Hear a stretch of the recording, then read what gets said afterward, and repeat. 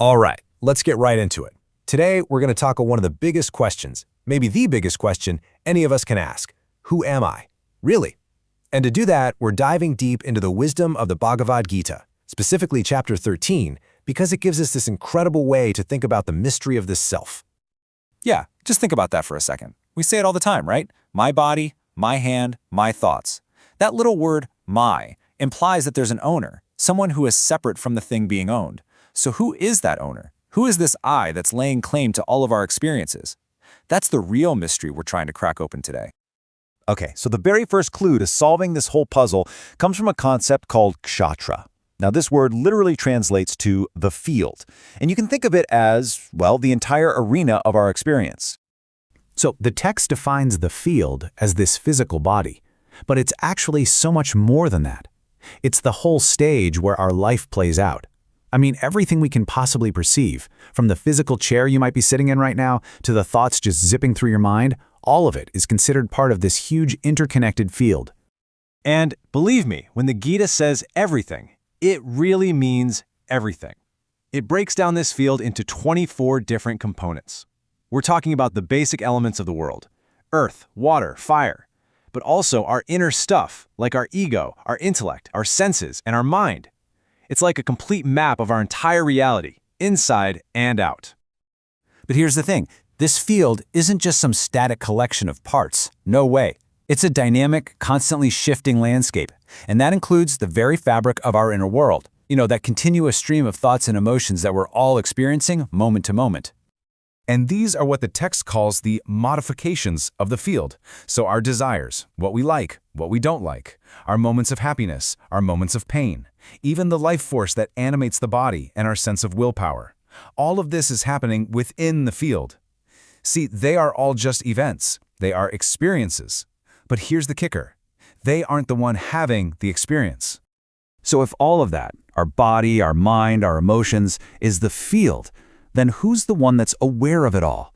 And that brings us to the second, absolutely crucial clue in this mystery, the kshatrajna, which means the knower of the field.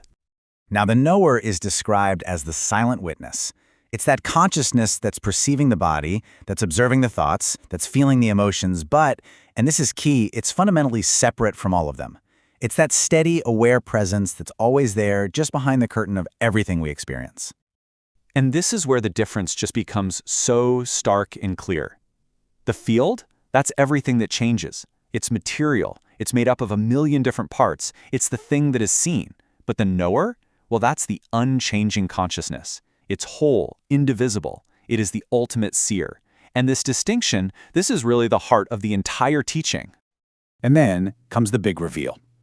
Krishna drops this bombshell. He says, "Know me to be the knower in all fields."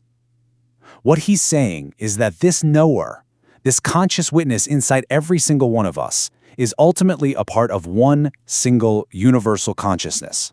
It's a mind-blowing statement. It means the silent observer within you is the same silent observer within me and within every other being. Okay, so we've got these two totally distinct things, the changing field and the unchanging knower. But, knowing that in your head is one thing. How do we actually start to feel that, to realize that distinction in our own lives? Well, the text doesn't just leave us hanging. It gives us a practical toolkit to do exactly that. And this toolkit is actually made up of 20 specific qualities.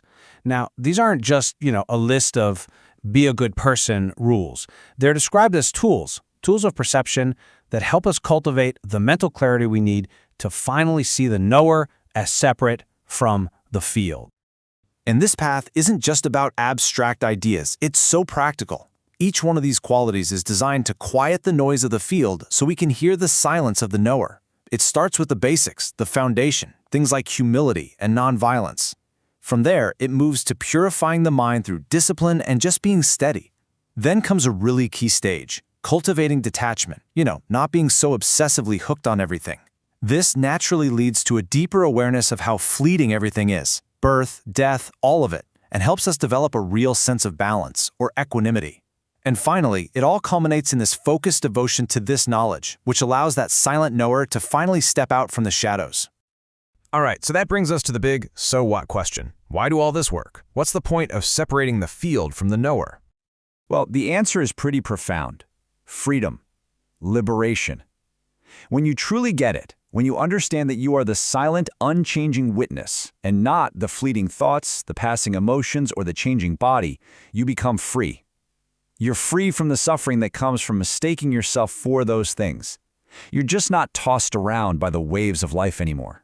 To make this idea less abstract and a bit more real, the text gives us this absolutely beautiful analogy. It asks us to think of the self, the knower, as being like the vast open sky. Think about it. Clouds, thunderstorms, sunshine, rain, they all pass through the sky. But the sky itself? It just remains, open, vast, completely unaffected. It's the same idea here. Pleasure and pain, sickness and health, all that weather passes through our body and mind. But the self, that pure awareness, stays completely untouched, untainted. But, okay, you might be wondering, how can one single consciousness exist in so many different bodies? That seems like a paradox, right? Well, a second analogy really helps clarify this. Right? We only have one sun in our solar system, but its light shines on and illuminates countless different things, making them all visible. In the same way, the Gita suggests there's just one universal self, one single light of consciousness that shines into every individual field, every body and mind, giving it life, giving it awareness. And this all leads to a really crucial takeaway. Every action, everything that happens, is performed by nature, by the field. The true self is actually a non-doer. It's just the silent witness to all the action, not the one doing it. And the text says that the person who truly sees this is no longer tangled up in the results of those actions. And really, that's the ultimate message here. Those who, with what the Gita calls the eyes of knowledge, can clearly see this fundamental difference. The difference between the dynamic, messy, ever-changing field and the silent, steady, ever-present knower. They attain the ultimate reality. They find that freedom we were talking about. So I want to leave you with this question to really chew on. If you are the observer and not the experience, if you aren't the anxiety, but the one who notices the anxiety, if you aren't the pain, but the one who is aware of the pain, basically, if you are the sky and not the weather, what is anything changes for you right here, right now, today?